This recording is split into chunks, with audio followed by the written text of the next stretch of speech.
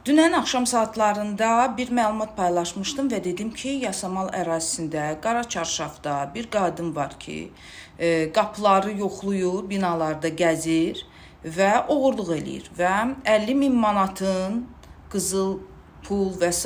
oğurlandığı barədə də məlumat var. Və dünən bəzi insanlar yazdılar ki, sənin bu dindar adamlarla davan nədir?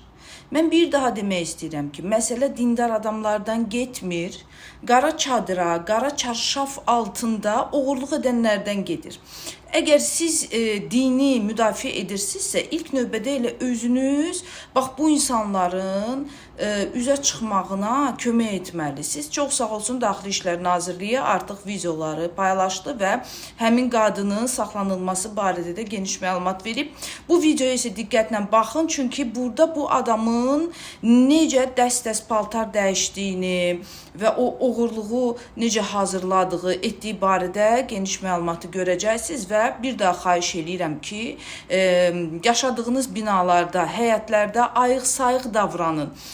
İnsanlara diqqətlə baxın ki, bu yad adamdırsa sizin məhəllənizdə nə edir? Yad adamdırsa sizin binanızda nə gəzir? Çünki pis, yaxşı bir müddət yaşayırıqsa hər hansı bir məhəllədə, evdə artıq insanları tanıyırıq. Diqqətli olun və dinin altında, dini pərdə altında gizlənən insanları elə birinci özünüz ifşa edin.